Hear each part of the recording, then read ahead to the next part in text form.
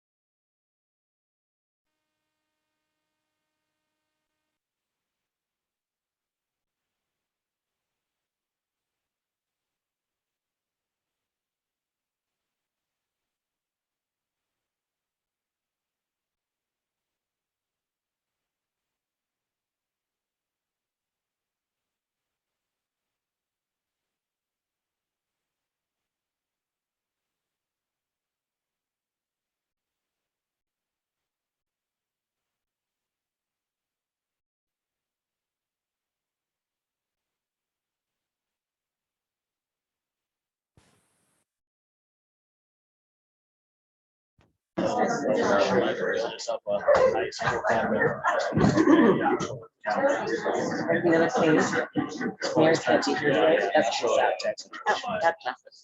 And then Steve is the sorry.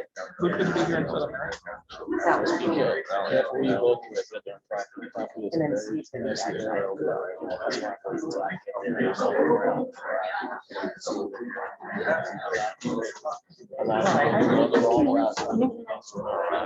Yes, I am. Okay. Yeah. All right. I didn't know if there was any protocol for that. Yeah, I'm still mad at it. But you know, I didn't see that coming. I did not either. When you said before in my office, because I have a place on it.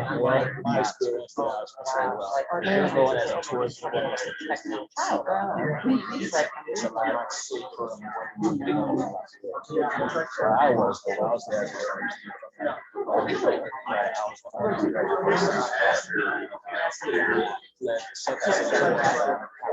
Oh, really? so that's where he's gonna be. I didn't know if he was going out. His house in the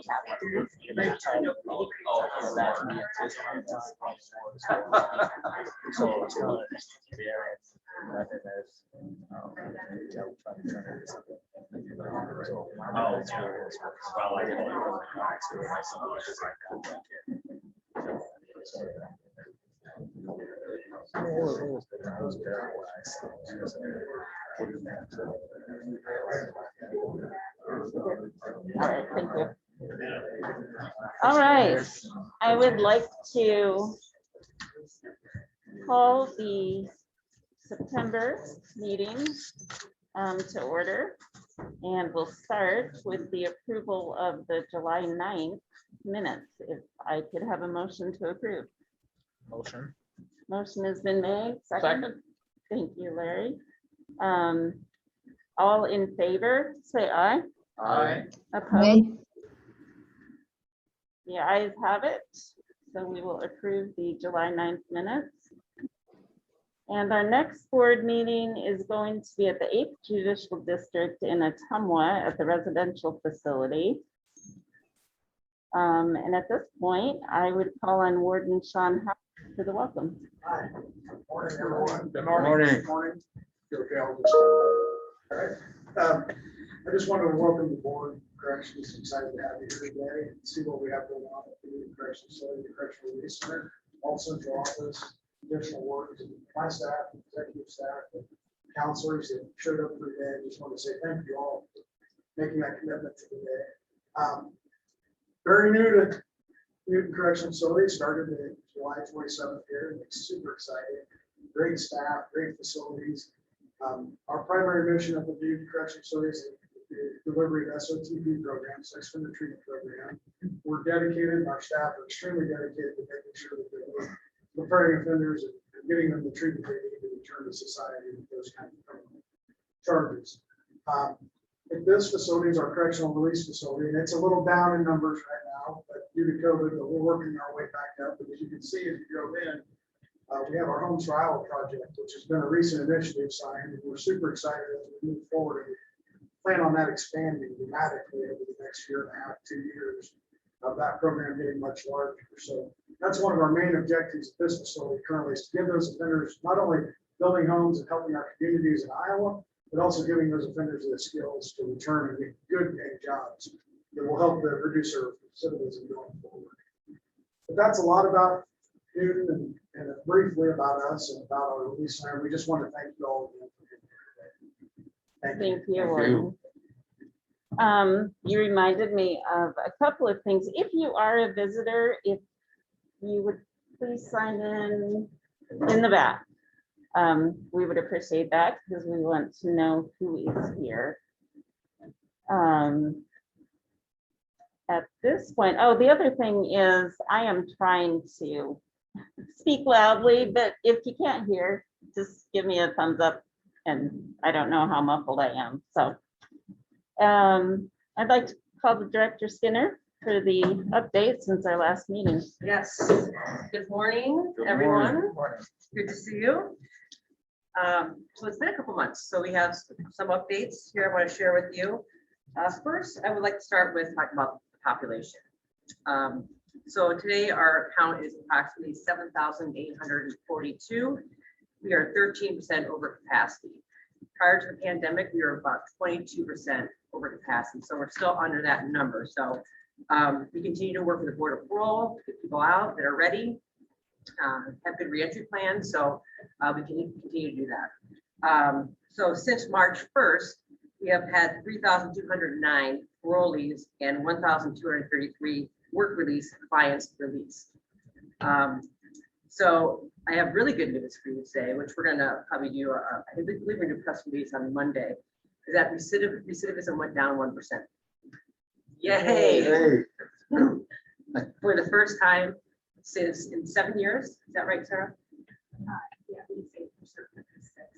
Yeah, 6 years. So this is, it's been steadily increasing, and it's been kind of slowing down the last 2 years. For the first time, we're seeing a decline in recidivism. So we went down 1%. So we will hope to continue that trend. I think we've done a lot of great things. Remember, it's 3 years back, so it'd be a FY18 cohort. So we've done a lot of work since then too. So I would expect and we'll continue to see those numbers decline. So can you remind me the years of the grant? I came in 2015. So I came back to Iowa in 2015, and I was working on the grant about 2019. So really what we're seeing is an outcome Starting to see from the that. outcomes. Mhm. Yeah, and I believe we'll continue to see more because we're still implementing the practice that we're doing under the statewide recent reduction grant. So I continue to see, I think we'll continue to see those results go down based on all the things we've been doing. So it's a good news. It's a good sign. To me, it's good news for us. So, and it goes along, less victims, and we're increasing public safety. Very proud of the staff. They're working very hard through a pandemic and making sure people get the program they need to be successful. So we're moving in the right direction. So very happy about that. All right. So COVID numbers, currently we have 3 individuals incarcerated that are positive. So our numbers are very low there. We have 20 staff that are current positives. Vaccination wise, we have 74% of our individuals incarcerated have been vaccinated. 57% of staff have been vaccinated. So we continue to offer vaccinations to individuals incarcerated and staff. They want those. We offer them upon intake as well. So we continue to see those numbers kind of stay in that range since we had vaccination. So we continue to educate staff and IIs in terms of vaccination. They can talk to nurses or health staff and ask questions so they can make an informed decision. So, and one of the questions from last week, which I wanted to answer, so we're talking about COVID. Somebody asked if you don't mind, Becky, if does an inmate have to be vaccinated to receive a personal visit? The answer is no. That was asked last time we met, so I want to make sure I covered that. And then, is there any incentives for staff or offenders to receive vaccines? No. So, and how often we're testing staff and inmates for COVID? Only if they're exposed or they're experiencing symptoms. So I just want to make sure we cover that because that was the question that was asked the last time we met. So I want to make sure we cover that. Thank you. You're welcome. Also, too, I'm sad to say we're grieving the loss of 3 staff members recently. We've lost. Broderick Day from the 5th District. He was a probation parole officer. Jeremy Ribby Miranda. He was a correctional trades leader. And Tyrone Tillman from the 5th Judicial District. He's a restoration officer. So I just want to say we're keeping their families and friends in our thoughts and our staff. So I'm very sorry for the losses. Also, Governor Reynolds announced, as you probably know, in her press release, $10 million for the homes for Iowa. That's our public-private partnership with IPI and other private industries. As Sean mentioned, I don't know where Sean went, but just really back, really proud of the program. You guys saw me pulled in all the houses up there and what we're working on. It's going to be great. It's one of those things that Dan Clark, which I think you're going to get a tour afterwards if you want, has worked very hard and diligently on. And like Sean mentioned, it's really big for us because it's what we call a win-win. It's giving people the skills they need to get into the workforce, to have successful reentry and lower recidivism, but also it's giving affordable housing to Iowans. So it's just a great partnership and we're very proud of it. So hopefully you'll take the time and go down there and walk around and see the amazing work that they're doing. Some of that 10 million, what we know is basically there'll be investments in material cost, construction of a permanent shop, moving equipment setup, and scaling up of the program. So there'll probably be other things, but those are kind of the things that we're thinking that the money's going to most likely be targeted to. As you know, we got increased funds this year.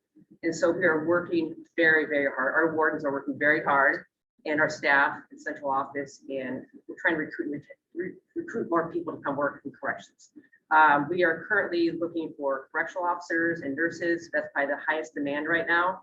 So everyone's been working very, very hard in terms of trying to recruit and retain staff to fill vacancies, and then our new positions we receive based on this funding. So I just want to share with you some of the things that we're doing. You probably heard radio ads, maybe? No? Okay. All right. Okay, good. It's hilarious. Listens to the radio. Okay. So we're doing radio ads. A little bit, yeah. Classic rock, I'm sure. Social media, we've been doing geofencing. We're actually going to start advertising at Nebraska football games. We're going to piggyback on IWD's work of doing the advertising during football games. Billboards, going and reaching out to community colleges. We're doing veterans groups, Chamber of Commerce, and so we're going to update our careers page on the website. We're using Ignite marketing to help with our social media. So we're trying to do everything we can to get the right people in the door to fill those positions for correctional officers and nurses. So we will continue to do that and work on that in the next year. But the wards have done an amazing job in central office in terms of getting the right tools and things in place to have a robust recruitment and retention program. So look forward to the next time telling you more about what our vacancies look like and stuff like that. Also, excuse me, so CGL, who's doing our external review of our 9 prisons, is still conducting their review of all 9 prisons. They have visited with staff and met with staff. They're still compiling the data. They're looking at classifications, placement, risk assessments, tool control, post-staffing, policies, movement, security practices, staff morale, and programming. And that's not an exhaustive list. That's just some of the things that they're looking at. So we hope to see that report maybe in the next month or so once they finish that. So but they've been around, they've been talking to staff, they've been walking around, assessing, evaluating, asking for a lot of data. So we should have some more information here in the near future in the next couple months. Quick question. Is this an annual report or what brought on this report? This is so the murders of our staff at Anamosa, Bob and Lorena, and the hostage taken. We did a review of Anamosa and in terms of our security practices and protocols, but we hired an outside agency, a third party, to review all of our prisons, including Anamosa, to make sure they're as secure as they can be and operating at the most efficiently secure that they can be. So that's the goal. So it'll come back with that to us with some of the really good things we're doing, and also maybe some of the gaps or things we need to be working on in terms of security. You hired Brian Foster as their security operation director. He's doing a great job. We're just making sure that we're doing everything we can to keep staff safe and individuals incarcerated. So I'll be looking forward to that review here in the near future. Good question. Next, I want to share with you that Cord Overton has left us. I'm trying not to be mad about it. So he took a job across the street, working for Grassley as his chief of staff. We will be replacing him with Nick Crawford on September 21st. Nick he's going to be an excellent fit. He works for LS2 right now. He has a great deal of comms experience and government state agency experience. So he's going to be a great fit. We totally miss Cord. He's been great. But he's doing great and he's on to his next step in his career. But Nick Crawford will be replacing him. I think that is it. I just want to make sure I answered all your questions, the other questions from last meeting. Yep, we answered all the questions from last meeting. That's all I have. Any questions for me? What did you say Nick worked for currently? Is it LS2? Yes, LS2. I thought I was going to say LS1, but it's LS2. It's like a, I think it's more of a lobbyist type agency. Is that Chuck Larson's, Chuck Larson's junior? Yes. Okay. Yep. I know I kind of gave you like, drinking from our fire hose update as normal. You wouldn't expect any less, I would imagine. So any questions for me in terms of the updates or I kind of pass the baton. Done. All right. Thank you all. Appreciate it. Thank you, Director. Thanks, Beth. All right, now we'll have a presentation on the SSP program. And Sally, I understand you're in the hot seat pinch-hitting today. So. Good morning. Apologize that Mary cannot be here. She had an opportunity to take some vacation and she's not had vacation in a really long time. So told her to go ahead and do that. Really less than a presentation and more just we want to acknowledge the people that volunteer their time to do the support service program.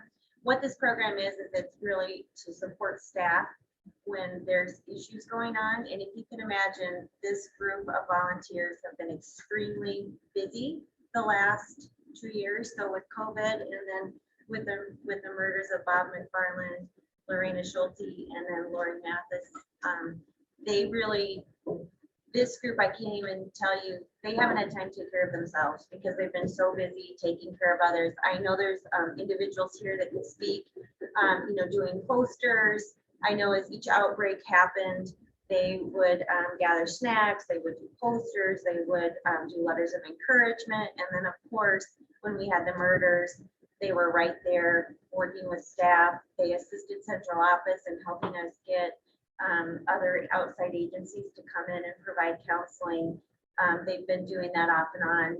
This group actually goes through training. We have training that they go through, and then this is just something that they volunteer to do. One of the individuals that I was hoping could be here from the 5th district, she's taking care of staff right now because they've had 2 recent unexpected deaths of staff within a week. So I do want Mary to come back and talk more about this program, but for sure today I really want the board to recognize those. There's too many of them, which is nice. We have a pretty large group, so we didn't think it was safe to bring everybody in here, but many of them are on Zoom, and those of you that are there, I don't know how to organize and do this in a way, but I would appreciate it if for the board you could introduce yourself, where you're from, and if you have anything to add about some of the activities, and don't be modest. I really want you guys to share the things that you've been doing. I'll let Jennifer Larson. Jennifer Larson, can you start, please? Yep, I'm Jennifer Larson and I work at ICIW. I've been here 13 years and I've been part of the staff support team for about eight or 9 years. We responded. There was only 2 of us on the team when the stuff at Anamosa happened. Myself and my co-coordinator, which she is a CO, so she's off today, Amy Wehrmuth. And we went up immediately up there. We've gone back several times, stayed overnight, worked a couple days, different shifts, going around, just talking to people one-on-one after the initial big debriefings that we had, the group debriefings. So, and then we do stuff here all the time too. And we did fundraisers for Anamosa, silent auctions. I took a carload, my SUV up, and it was stuffed completely full, front to back, just room for me, snacks, drinks, you know, stuff to help them get through, try to get some healthy stuff up there so they could not just be running on sugar, but actually have some healthy snacks and stuff. So I don't know. It's what we do. We do debriefings here when we have critical incidents. We've had a couple here in the last probably year and a half. So that's a big part of what we do, and try to make sure that staff know that they're supported and that we are here for them. We can make referrals to services for them as well. And I just want to thank you for everything that you have done. Others that are there, and then we'll do it. I don't know if there's anybody in the room. I can go ahead and speak. Sherry Anderson from North Central Correctional Facility up in Rockwell City. And I kind of have a little bit different spin to that. So I am on the SSP team, but just recently joined within like the past year. So I hadn't completed the 20 hours of training at the time the murders happened. So what I ended up doing, and what several of us did here from our facility, is we actually went down there and worked in laundry, worked in the kitchen, you know, gave breaks for their staff, or covered shifts so that they could attend the visitation or the funerals, things like that. We were a lot like ICIW and other facilities. We loaded up vehicles full of snacks, water, you know, drinks, healthy things, as well as sugared and caffeine things. And so just provided as much support as we possibly could. And likewise, we've done that with COVID as well too, you know, loaded up as many snacks and support posters, things like that, to other facilities when they had their outbreaks.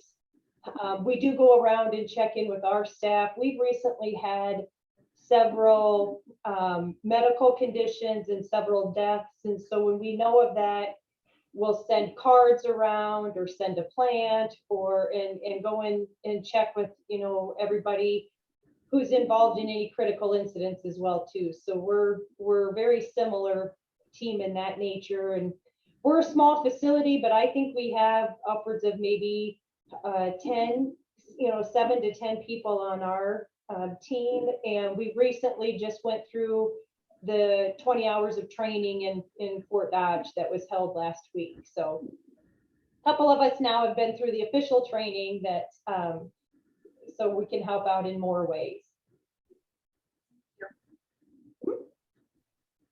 Anyone else want to do a quick introduction and let them know that you're on? I will. I'm Sarah Beth Schur. I'm a psychologist at Mount Pleasant. I've been at Mount Pleasant for 26 years, and I have been on the SVSS since around 2000, something like that. Just to piggyback on what both Jennifer and Sherry said, I think that the SVSS goes beyond just major critical incidents in the Department of Corrections. I've mowed yards. I've taken people to doctor's appointments. I've, you know, helped out in that way, made referrals for mental health counseling for people on the outside. They didn't need a lot of peer support. They had a lot of people doing peer support when I went to Anamosa. So I scanned documents all the days that I was there to keep paperwork going in health services. So I think it's really a multitask team, and we probably have around 15 to 20 here at Mount Pleasant right now that are active.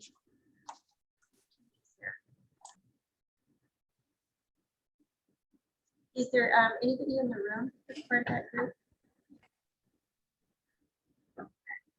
And I'm sure there's more of you, but I really wanted to, I really want to publicly thank these individuals and let you know that, 2000, we've been doing this a long time.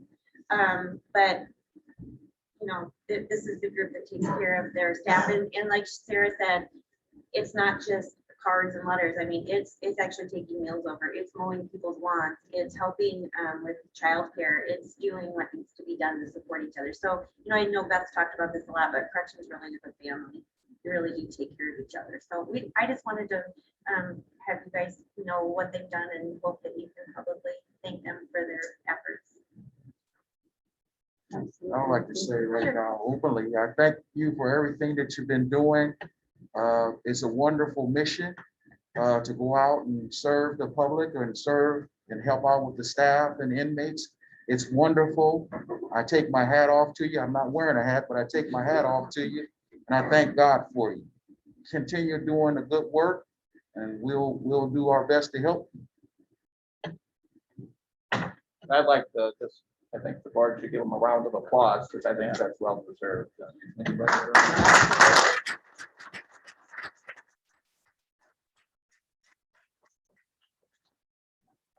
Job well done.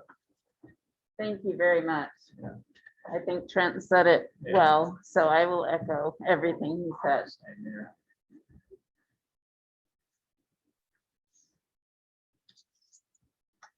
All right, next, it looks like we are going to look at 2021 telephone rebate expenditures.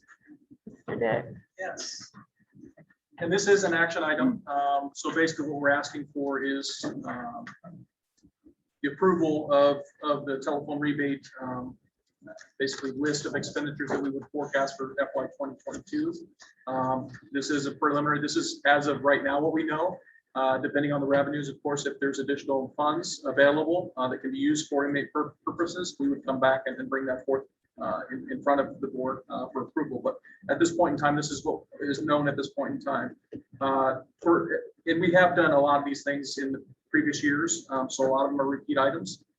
The $500,000 for education, that does go towards all inmate education, such as GED, ISET programs.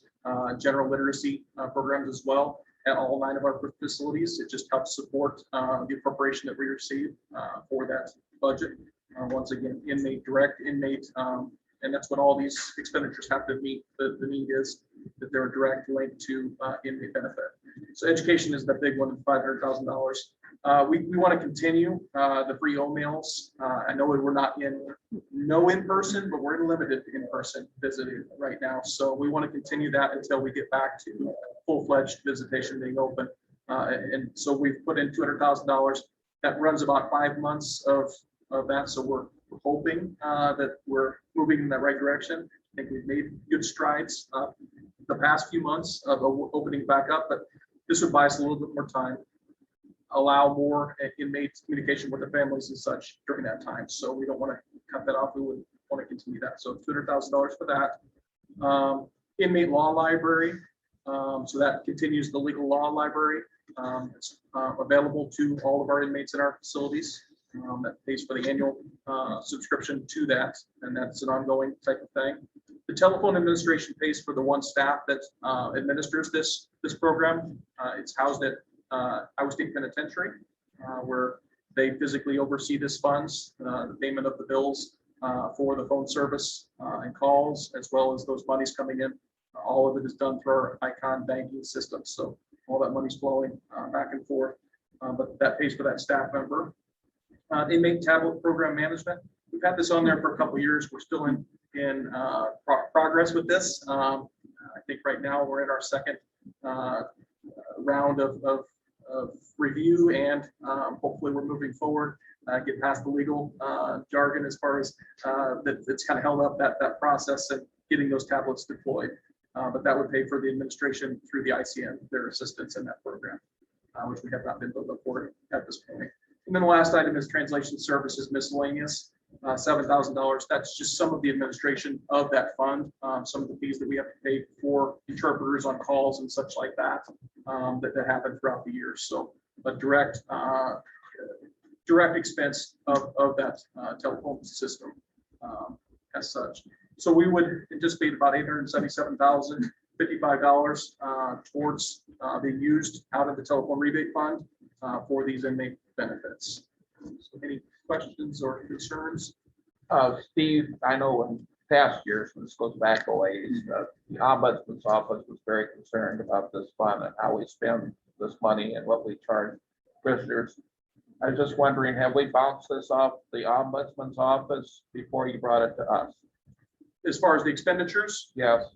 so we have not, but these are all in direct relation to either the administration of the fund, so that staff member, or their direct inmate benefit. And that's what that fund encompasses, and that's what it's detailed to us in the code, is that it has to have a direct inmate benefit. And we feel that all these things either administer the program or have a direct inmate benefit on usage of those funds. As far as the rates and such, we continue to watch those, and we're kind of waiting for this tablet program to get deployed, because that's a piece of it, to be able to introduce if we're going to look at possibly decreasing those rates in the future. Some of it is already dictated by what the provider gets charged, so we try to minimize that difference. We're not making a huge cut on it, but it adds up with the number of calls.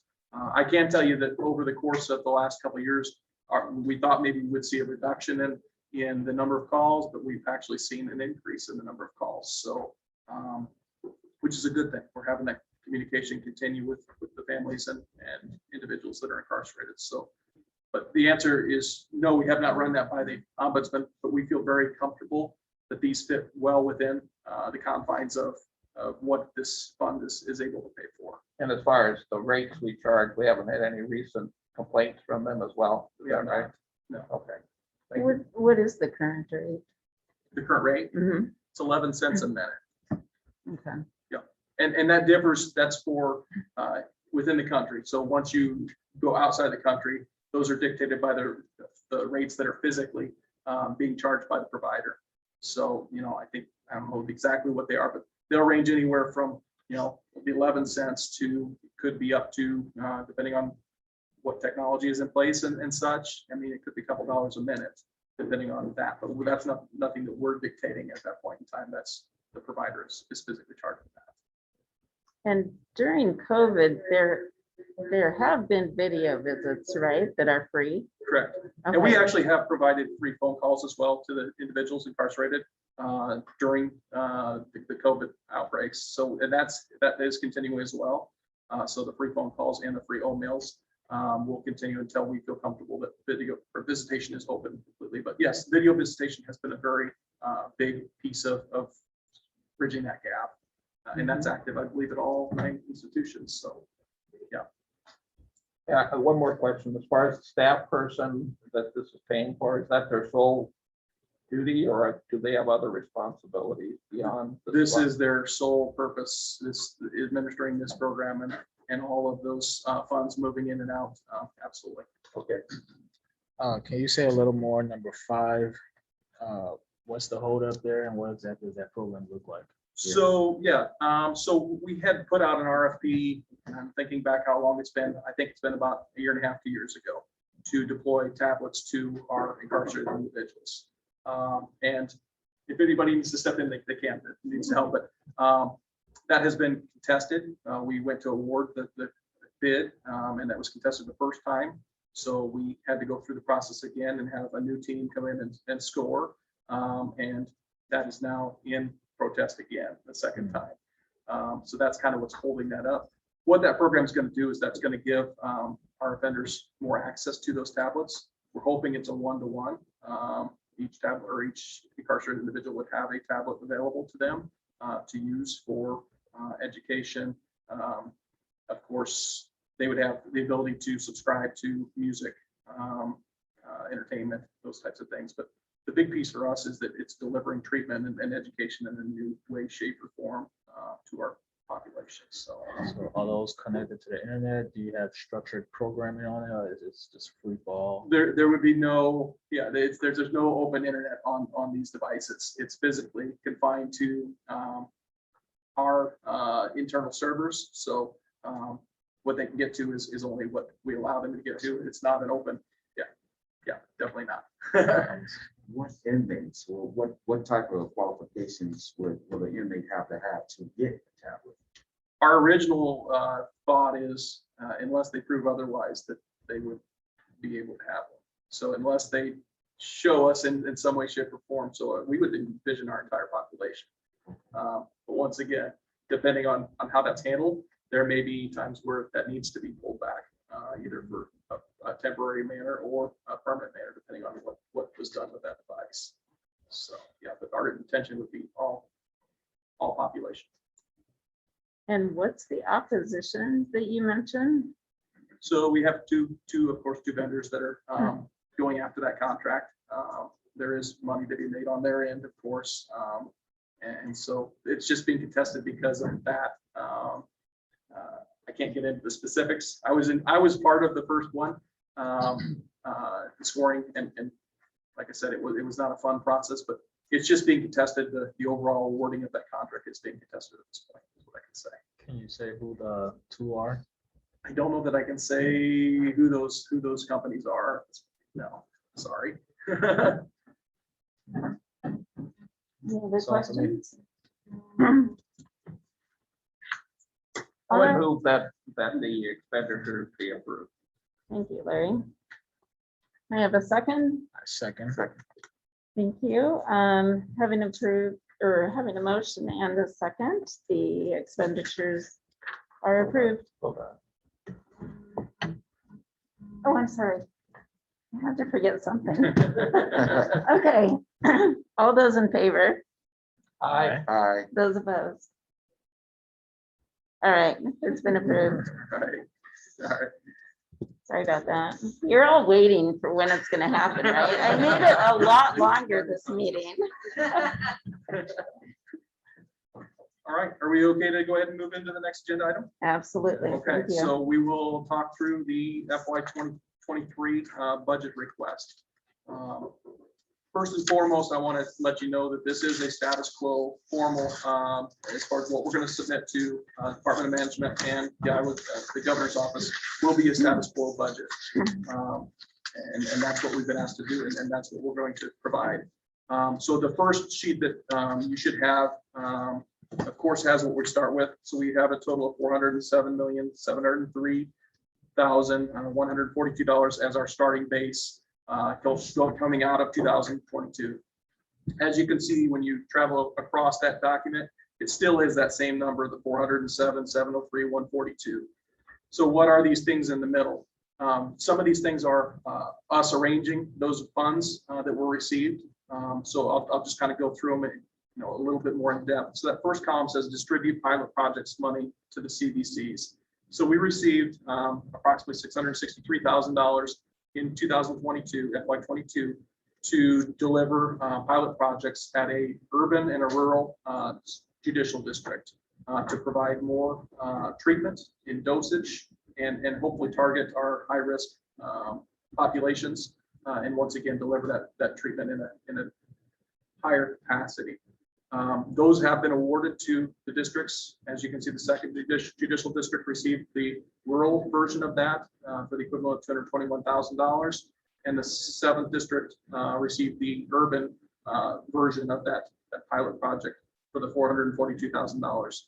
I believe that those actually are in the works. Those positions are being hired or have been hired. So we should start seeing some movement from those projects. And that's all that first column does is physically move it out of that statewide and puts it into those judicial districts budgets. Second column is the distribution of the A34, which when we go over to the left, the A34 is our department-wide duties budget line. That is where we got delivered the $10 million plus million of additional funding in FY 22 to be used for staff, safety, a lot of different things. So as you can see, we haven't delivered the entire amount. We haven't allocated the entire amount at this point in time. Part of that revolves around that internal or that external review that CGL is doing right now. We want to make sure that we listen to what they tell us, that we are then attacking those initiatives and needs that are the most glaring at that point in time, and putting those dollars in positions as such. We have some of this is existing staff. So a lot of what you're seeing in those columns as far as going to the districts and institutions are existing staff paying for the salary adjustments that were funded in previous years. But we have added some staff. So for instance, when we look down at Clorinda, you'll see the 12 FTEs that have been added. We added 10 correctional officers at Clorinda. We added 1 senior correctional officer, which is sergeant, and 1 captain, which is the correctional supervisor. We saw that there was a need immediately at that location, and we tried to deliver some. There may be additional positions that get added there, but that was our initial placement of some of those funds. So those 12 positions have been added physically to Clorinda. Also, the 2 positions at Fort Dodge, we have physically given them 2 positions for K9 to start a K9 unit. They did not have a K9 unit previously. So that would fund those 2 senior correctional officer sergeant positions at Fort Dodge. Of course, there's going to be, as far as those that starting of that program, you're going to have dog expenses, you're going to have training expenses, you're going to have, and then ongoing expenses for the maintenance of those dogs. Of course, a vehicle as well for movement of those canines. Also, you'll see 2 positions at central office. We're in the process. We haven't added them as of yet, but we're in the process of adding a recruiting coordinator position, statewide recruiting coordinator position that would go towards overall recruitment. So lining up and helping all the facilities and the districts to target the right places as far as how we're recruiting, where we're recruiting, and such, making sure we're using those resources the best we can, and really looking at what works in some of the places and making sure we're incorporating those types of things in the other spots. I'm drawing a blank. The second one. So training specialist. So as we're moving our training back more centrally located and delivering that training from a central office perspective, rather than having each institution doing their own, we've seen the need for additional training personnel. So we would add a training specialist to that as well to be able to deliver that training statewide in a more consistent manner. So once again, the rest of those amounts that are in those columns are basically just to afford our current staff. Those are amounts that we're putting in those locations to be able to afford what we already have. Like I said, that's the $7.2 million is what we've accounted for so far. We still have just under $3 million that we still have the ability to allocate. Part of that for this year, some of those things we're doing one-time types of things too. We're doing a couple upgrades to facilities. We're doing purchasing of scanners. So by that being a one-time, that allows us to spend it this year, but then have it available to allocate next year. So once again, we're waiting for that external review to come through and see where those dollars are really needing to be pointed after that review is completed. So we didn't want to allocate the entire amount at this point in time. But it will be eventually before we submit it to the governor. Some of this. That third column, move pharmacy to separate IMCC appropriation. This simply makes IMCC look more like every other institution. It takes that burden of being the only institution that has all these expenditures flowing through their budget and sets it aside so that they are ultimately responsible for it, but we're all ultimately responsible for it. It doesn't fall within their budget. So we're doing that separation. So basically all we're doing is adding additional appropriation under Oakdale that pulls that money off. So that pharmacy budget for the meds off of their and out of their coffers. Sets it to the side. The fifth column, move correctional security director from ASP to IMCC. That's physically moving a position from ASP to IMCC. It was just decided that position needed to be moved. There is still a correctional security director position at ASB that is still handling those duties. It actually is one of the ones that they added with their additional monies. So we're not losing service. We're not losing ability to do anything. That body is just physically being moved to IMCC. And that then moves the money and the position between those two facilities. So once again, and I'll ask for questions, but this physically is what will be loaded into after being approved, would be what would be loaded into our budget system request to Department of Management and the Governor's Office for review and consideration. So before I move on, are there questions on any of these columns? And then we'll get into some of those if additional funds are available. Steve, can you remind me, District 2 and District 7, where are those located at? So second district would be, it's Ames, Fort Dodge, Mason City, Marshalltown are the four hubs of that district. And then seventh district would be your Davenport district. So that eastern kind of landlocked between, Iowa City would be 6. So to the east of there, and then kind of along the river, there's a pocket, I believe, of 6 counties that make up that district. Along the river. So, yep. Any other questions? When you say status quo, is that to say this is kind of a template and you'll be changing things later, or is this because you have no additional need? We're not saying that we don't have additional needs. Basically, what this is saying is in coordination with what we've been asked to provide as our budget submission. This is basically asking for no additional dollars. We're not saying that there aren't possibly additional things that we would require or maybe would be great to have. And that's where we're going to get into the second stage is some of those things that if additional funds are available, if the Governor's Office or Department of Management comes back and says, hey, we have the ability to fund some additional things, these are the additional things that we would want them to look at for corrections. Good question. Good questions. Yeah.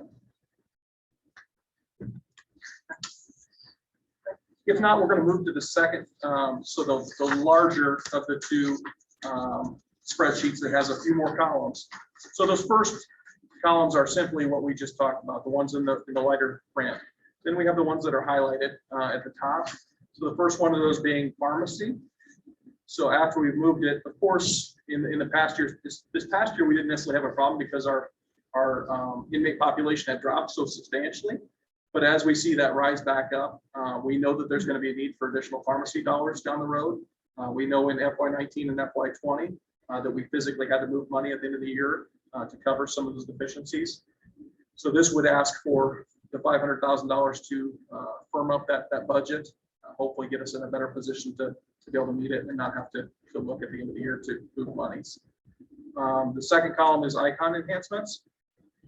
So this revolves around our relationship with Advanced Technologies Group, ATG, delivering our icon offender database. We do receive $2 million to pay for that system. But as we move forward year after year after year, a greater portion of it is made to pay for just the upkeep of that system. So the server management and software fees, all those types of things. There's escalation in those costs because as we have more offenders housed in that database, of course, the storage requirements and such, of course, increase. So as we have gone the last few years, that $2 million, we did have a gap where we could afford some of those upgrades to that system because we always constantly have things that are either breaking or just need to be fixed for efficiency purposes. And that gap has shrunk between the $2 million and what those ongoing costs are. So this would be an ask of $500,000 as well to provide the ability to do some of those enhancements. Food and utilities increase, CPI of 5.4%. So I did go out to the consumer price index and year to year, July to July, the increase was 5.4% for the costs of goods and services.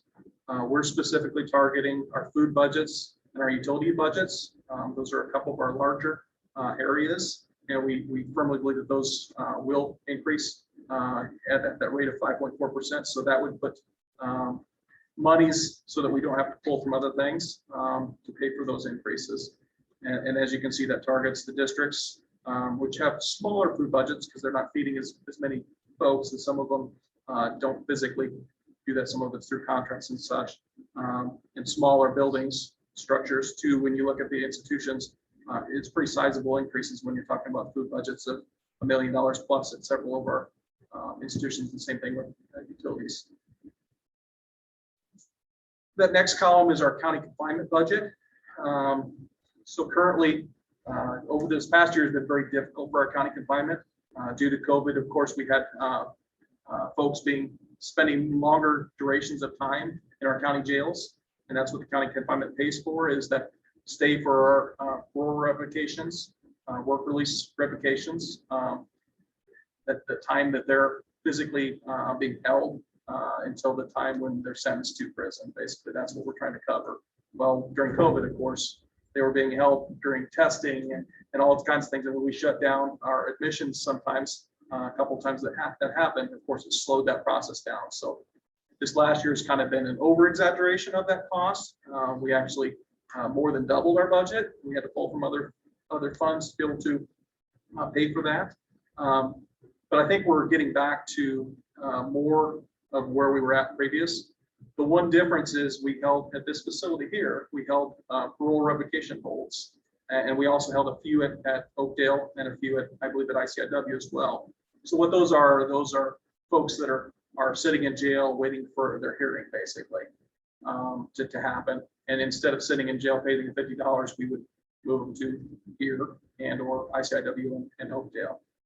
That was, of course, shut down during COVID because we didn't want another entry point into our system for folks coming and going and possible contamination and passage of the virus. So we shut that down, and our intent is hopefully to not have to bring that back. This would fund those bodies that we would intend on not bringing back into the system. The 912,000 represents about 50 individuals per day for the 365 days at $50 a day. So that would cover that and not force us to bring those folks back into specifically Newton, but some of the other facilities as well. Expiring grants. So as you can see, there's 4 different districts that have expiring grants that would expire during FY22 and therefore would be funded during FY23 and forward. These range of having staff involved. The reason why there's no FTEs there is because they're existing staff. They're not like they're going to be added staff, but there are 2 staff with the first district grant, and that funds the 2 staff's salaries and then also UA supplies. The second district grant funds 2 staff communications operations, and this is deployment of their technology to allow their clients remote access to treatment. So it's one of our initiatives of moving that treatment and providing treatment in different ways. The 7th district is for the 6th district is for mental health pretrial and reentry program and does encompass 2 employees as well. The delivery of those mental health services to the reentry population. And the 7th district is a couple different grants that do involve a couple staff and providing drug court treatment, employment development services and housing assistance to those drug court clients. Also funds a mental health court in Scott County. So those are the expiring grants that we would ask for funds to also provide and hopefully keep those services in place. Very valuable to our system. And then the last column is our additional treatment for pilot projects. So that's basically just phase 2 of what we talked about earlier in that very first column, is putting real dollars or current year dollars to adding another rural and another urban district and adding another institution. The part that you didn't see in that first column, I should have probably stated that, was Mount Pleasant also received 4 correctional counselors as part of the pilots for treatments, and that was delivered directly into their budget. So there's no movement that has to happen with it. The CVCs, we didn't know necessarily on the front end of which districts would be getting that, so we did have that put into a statewide account. So we would also, in addition to those CVC positions, add at Fort Dodge, we'd add an additional 4 correctional counselors as well to deliver more treatment to our offenders prior to release. And hopefully getting them to the point where once they are released, that continuation happens. And that's part of that, doing it on both sides, in CPC and in institutions. So as you can see, in total, we would be adding, so that bottom number, about just over $5 million would be if funds are available.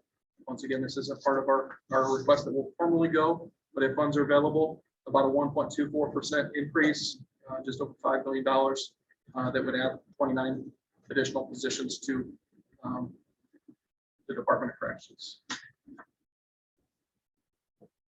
Questions? But when we give this request to the, I assume it's the Office of Management or whatever, do we prioritize? Do we tell them what, or do we just give them the all these and let them decide how the priorities are gonna, what's most important versus what's least important, or how do we do that? So that's a very good question. So formally, what's going to go to the Department of Management is that first page. It's a status quo. We don't get to ask for additional funds. These will be delivered through other discussions that will happen, and I know already are happening with both the governor's office and Department of Management. That and a lot of that revolves around what the revenues do. If the revenues continue to go strongly, there's a whole different discussion than if they stagnate and or decrease the statewide revenues. But what we've been asked for at this point in time is to deliver a status quo budget for purposes of the Department of Management. So what they're going to get is that first page. So when we're asked to approve, are you asking us only to approve the first page, or are you asking us to approve both pages? We're basically asking just for the first page for purposes of the approval. The second page is just to make you guys aware of what those additional things would be if we're asked to provide our input as to what we would want. And of course, we've got discussions that would go on with leaders in the institutions and districts as to what that priority order would be at that point in time. And of course, we bring that before the board if we're asked to provide that input as well. Any other questions?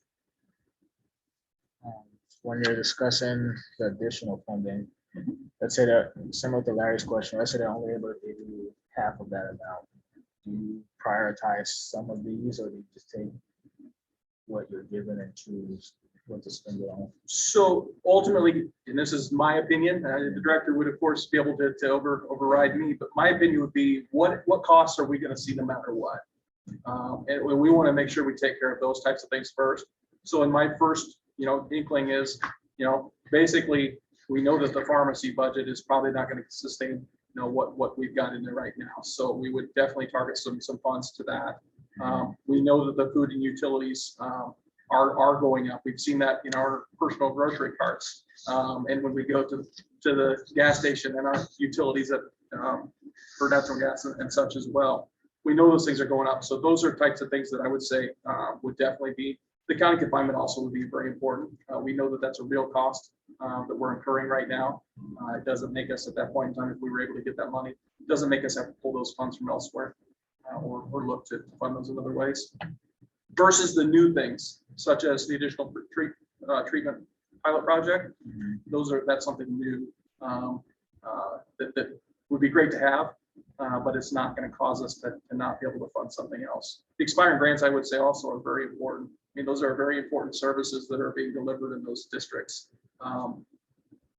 So yeah, very much needed to continue what we want to do as far as making our state safer. Space for everything is important. Absolutely, absolutely. All right, if there are no other questions, may I have a motion to? Well, Did you have just, something? I'm not going to Oh, go I'm through these sorry. in depth, but there are additional things that we will be putting forth. So there is a capitals request. And so I wanted to precursor this a little bit. We are in discussions with the Iowa Department of Management and the governor's office right now on additional federal dollars that are available. So we put forward a substantial list of improvements to our technology and infrastructure to provide a safer atmosphere and hopefully further some of our technology that we're able to provide. That initial request was, I believe, about $50 million. A little piece of it has been funded through the CARES Act currently.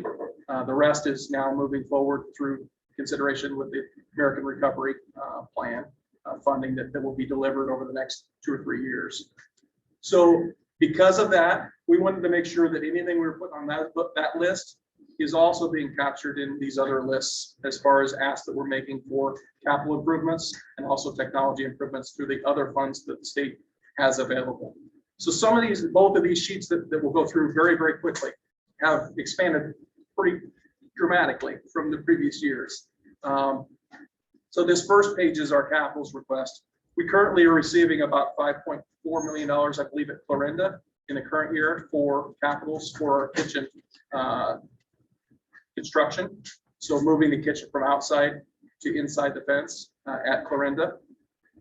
That's a 2-year plan project. So we're asking for the additional $4 million to finish that project in 23. That would, of course, be our highest priority, is paying for something that we're already involved in. That second piece, of course, is also very important. What that is physically having the equipment available that's necessary to be able to function in that new kitchen. So the $750,000. And I'll hit on a couple more here. The $800,000 for the 5th Judicial District for their renovations of the restrooms in building 68 and 70. Those are not I don't know how to even say it. I actually worked in the 5th and have been out to that location a number of times. They've deteriorated to the point where they absolutely need to be fixed. They're in the process of fixing them, but what we're doing here is we're asking for that funding so that we can hopefully at least do those and possibly do some more improvements at that facility as well. The fourth item is one that we put on pretty high on the ARP request, is our apprenticeship building at Mount Pleasant. This expands our ability to get these folks ready for release and reentry into our communities. As we move down, it's a lot of the same types of things we had before: generators at several of the facilities, necessary air conditioning at ASP in Mount Pleasant. We do think those are important, but they don't necessarily rise to the top. There's a lot of facility improvements or facility replacements for a couple of the community-based corrections or residential facilities as you move down the sheet. But once again, we've kind of put them into buckets. We have to put this into a 5-year plan. It's hard to not put everything in year 1 because everything's important. So we just kind of prioritize it across, and not saying that if the state comes back and says, hey, we'd love to fund something in what you've got in FY 2024, we'll take it in 23 if we can get it. But we know this next year is going to be hard just for the fact we've got that Clarinda kitchen money already allocated to us. So getting anything beyond that is going to be very difficult. But once again, we want to show that we're not only asking it through the federal funds, we're also asking it in this manner as well. So that's the request that we'll put through for capitals. The last page is our technology reinvestment fund ask. And once again, very expansive. This actually grew probably double this year because of what we're asking for through the ARP projects. A lot of these projects are camera systems to beef up not only security, but also contact tracing of our facility, being able to know who's where and who they've had involvement with, so that we can hopefully, if there is an outbreak, we can limit it as quickly as we can.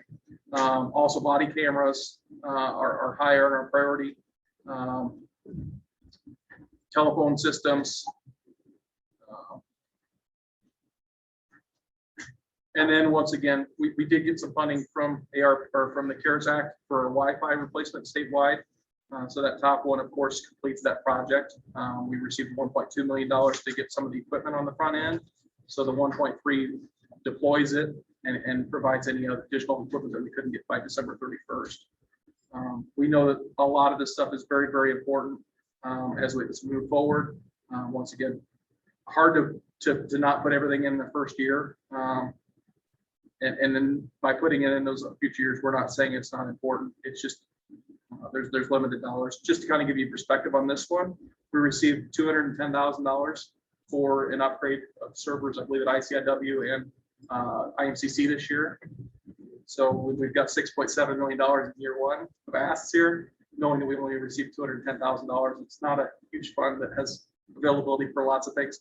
But once again, we want to show we're asking for federal funds. We know it's important. Let's ask for it here as well. So like I said, I don't want to burden you in going through every single project on this list.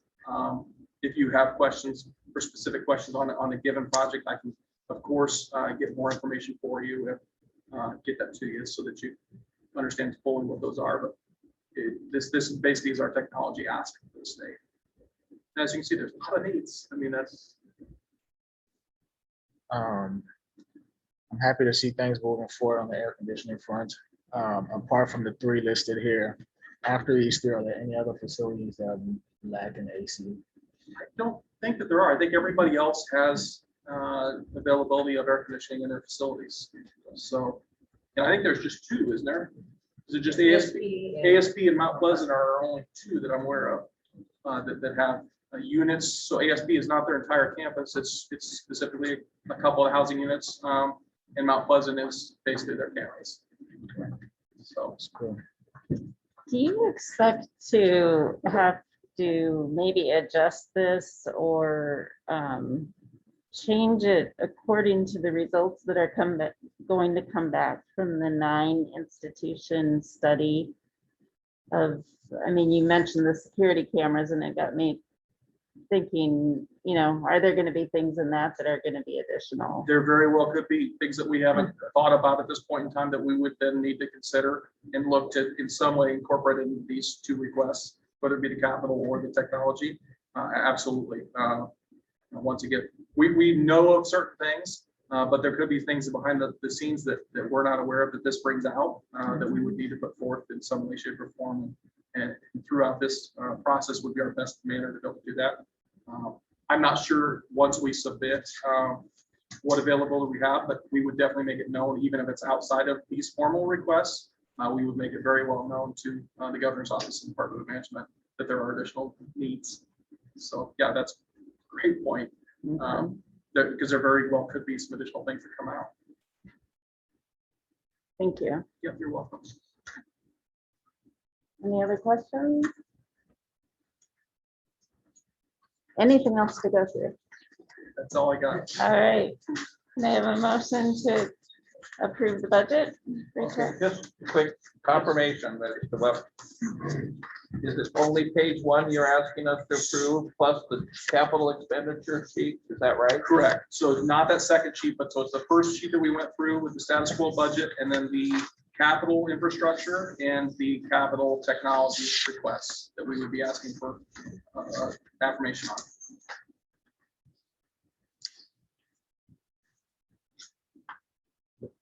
I would so move that we approve those 3 sheets. I second that. Thank you. Having approved and seconded, can we vote all those in favor? Aye. Aye. Those opposed? Thank you. All right, the budget has been approved. Thank you, Steve. Okay, Can I have Steve, just a quick question? Steve, when these figures, I know there was a proposed letter that you normally send.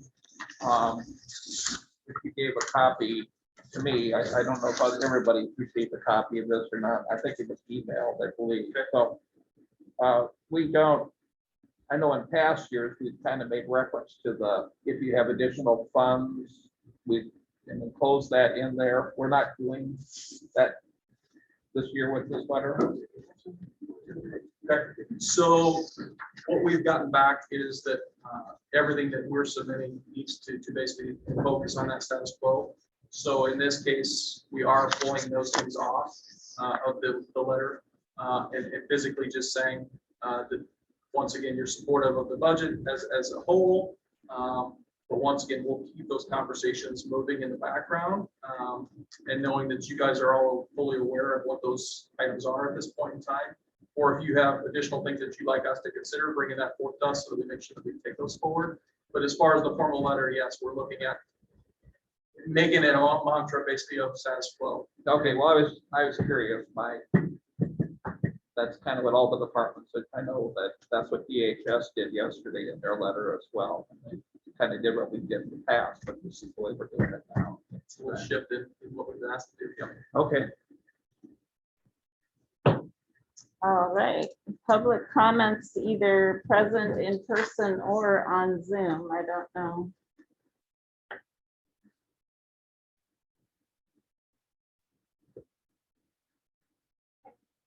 Okay, and nobody here?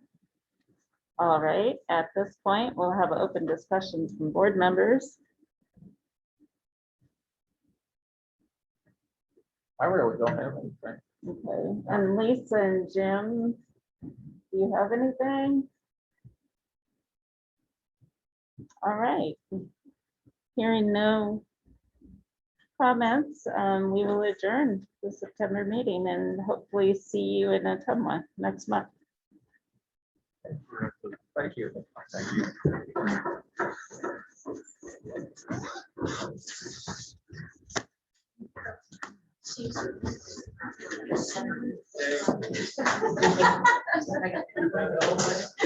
I'll take 2 minutes.